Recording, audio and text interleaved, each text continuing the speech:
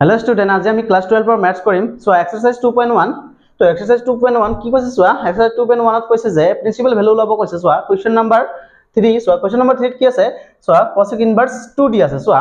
এতিয়া কৰিম চোৱা কেনে কৰে চোৱা প্ৰথমে let বুলি ধৰি লবা এতিয়া ধৰা হল চোৱা চোৱা cosec inverse 2 বুলি ধৰিবা চোৱা cosec inverse 2 equal x বুলি ধৰিবা হা x বুলি ধৰিব পৰা বা b বুলি ধৰিব পৰা বা y বুলি ধৰিব পৰা সো x বুলি ধৰিবা তো ধৰাৰ পিছত চোৱা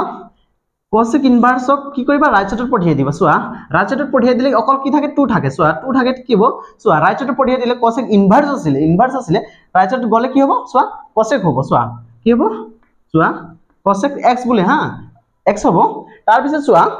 এতিয়া চোৱা cosec ৰ লগত 2 আছে চোৱা 2 কিমান ডিগ্ৰী চোৱা টেবুল মনত ৰাখিব লাগিব চোৱা টেবুলত কিমান আছে চোৱা 2 মানে কিমান ডিগ্ৰী আছে চোৱা যদি মনত নাথাকে তেতিয়া কি কৰিবা চোৱা cosec ৰ উল্টা কি হয় sin চোৱা sin ৰ 30 ডিগ্ৰী কিমান চোৱা sin ৰ 30 ডিগ্ৰী চোৱা sin ৰ 30 ডিগ্ৰী 1/2 হয় তেতিয়ালে 1/2 যদি উল্টা হ'ল তেতিয়ালে 2 হয় তাৰ মানে sin ৰ উল্টা cosec হয় তেতিয়া হলে তাৰ মানে 2 মানে হ'ল 30 ডিগ্ৰী 30 ডিগ্ৰী ৰেডিয়ান মান কিমান হ'ব 30 ডিগ্ৰী ৰেডিয়ান মান π/6 হ'ব তাৰ পিছত লিখিবা চোৱা cosec চোৱা cosec ৰ 2 কিমান ডিগ্ৰী হয় 30 ডিগ্ৰী হয় তেতিয়া লিখিবা π/6 π/6 তাৰ পিছত cosec x এতিয়া চোৱা x ৰ লগত কম্পেয়াৰ কৰিবা x ৰ লগত যদি কম্পেয়াৰ কৰা চোৱা x ৰ লগত যদি কম্পেয়াৰ ইয়াতো আছে cosec আছে ইয়াতো cosec আছে তেতিয়া x ৰ লগত কম্পেয়াৰ কৰিলে কি হয় চোৱা π/6 হয় তাৰ মানে চোৱা x ৰ কিমান দিবা x ৰ কিবা π/6 হ'ব হা এইটো প্ৰিন্সিপাল ভ্যালু হ'ব আৰু এইটো মুখ্য মান তো চোৱা আকৌ মন ৰাখিবা যে চোৱা ৰেঞ্জ চোৱা cosec ৰ ৰেঞ্জ কিমান আছিল চোৱা যে -π/2 ৰ পৰা +π/2 ৰ পৰা চোৱা কিমান আছিল 0 ডিগ্ৰী লৈকে আছিল চোৱা তাৰ পিছত চোৱা π/6 চোৱা এইখিনি চোৱা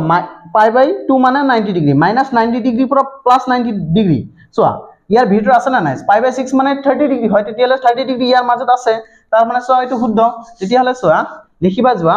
কি লিখিবা চোৱা তো লিখিবা প্ৰিন্সিপাল ভ্যালু লিখিবা যে প্ৰিন্সিপাল ভ্যালু অফ কি লিখিবা চোৱা cosec ইনভাৰ্স 2 ৰ মান কিমান আছিল π/6 আছিল হা π/6 তো অসমত লিখিবা যে মুখ্য মান চোৱা মুখ্য মান কিমান হ'ব চোৱা cosec ইনভাৰ্সৰ 2 চোৱা cosec ইনভাৰ্সৰ 2 কিমান মান হ'ব চোৱা π/6 হ'ব এইটো আনসাৰ তো ভেৰি সিম্পল অকল লেট বুলি ধৰিবা ধৰাৰ পিছত x বুলি ধৰিবা তাৰ পিছত cosec ইনভাৰ্স কি হয় ৰাইট সাইডত পঠিয়াই দিবা ৰাইট সাইড পঠিয়াই দিয়াৰ পৰা তাৰ পিছত কি হ'ব এটো ডিগ্ৰী মান কিবা ৰেডিয়ান মানটো মনত ৰাখিবা তাৰ পিছত হৈ যাব তাৰপিছত নেক্সট কোৱেশ্চনটো চোৱা তো চোৱা নেক্সট কোৱেশ্চনটো কি আছে চোৱা যে tan ইনভাৰ্স কি আছে -√3 চোৱা এটি কি বুলি ধৰিবা চোৱা লেট বুলি ধৰিবা ধৰা হল চোৱা tan ইনভাৰ্স -√3 ধৰিবা চোৱা tan ইনভাৰ্স -√3 x বুলি ধৰিবা চোৱা x বুলি ধৰাৰ পিছত চোৱা tan ইনভাৰ্সক কোৱা ৰাইট সাইডত পঠিয়াই দিবা ৰাইট সাইডত পঠিয়াই দিলে কি হ'ব চোৱা অকল -√3 থাকিব তাৰ পিছত চোৱা ৰাইট সাইডত গৈ কিনি ইনভার্স টু কি হ'ব tan হৈ যাব tan ইনভার্স হৈ যাব হা তাৰ পিছত চোৱা tan ইনভাৰ্সত √3 চোৱা √3 মান কিমান হয় চোৱা √3 মান কিবা 60 ডিগ্ৰী হয় তো 60 ডিগ্ৰী ৰেডিয়ান মান কিমান π/3 হয় চোৱা এতিয়া কি হ'ব চোৱা তো -2 বাহিৰত পঠিয়াই দিবা তাৰ পিছত চোৱা tan ইনভাৰ্স চোৱা √3 মান কিমান হয় 60 ডিগ্ৰী ৰেডিয়ান মান কিবা হয় π/3 হা তাৰ পিছত tan x এতিয়া কম্পেয়াৰ কৰিবা চোৱা x ৰ লগত কম্পেয়াৰ কৰিবা চোৱা x ৰ লগত কম্পেয়াৰ কৰিলে কি হয় π/3 হয় তাৰ লগত মাইনাস আছে চোৱা এতিয়া x ৰ মান কি হ'ব চোৱা x ৰ মান কি হ'ব -π/3 তাৰ পিছত লিখিবা যে প্ৰিন্সিপাল ভ্যালু কি হ'ব চোৱা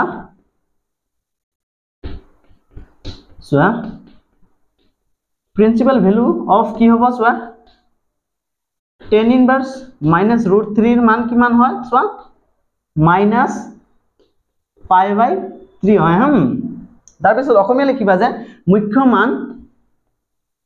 চোৱা মুখ্য মানটো কিমান হয় চোৱা tan ইনভাৰ্স -√3 কিমান হয় চোৱা π/3 হয় হা তো ভেৰি সিম্পল এখিনি আছিলে আজিৰ কাৰণে সো ভেৰি সিম্পল অকল চোৱা ধৰি লবা যে tan ইনভাৰ্স -√3 ইকুয়াল x বুলি ধৰিবা g বুলি ধৰিবা তাৰ পিছত তোমাৰ নিজৰ কথা তাৰ পিছত ৰাইট সাইডত পঠিয়াই দিবা তাৰ পিছত কম্পেয়াৰ কৰিবা x এৰ লগত তো x এৰ মান কিমান হয় -π/√3 π/3 তাৰ পিছত প্ৰিন্সিপাল ভ্যালু হ'ব এটো x এৰ মান যিমানখিনি হয় হেটো প্ৰিন্সিপাল ভ্যালু হ'ব হেটো মুখ্য মান হ'ব তো মুখ্য মান কি হ'ল -π/3 তো এটো হ'ল প্ৰিন্সিপাল ভ্যালু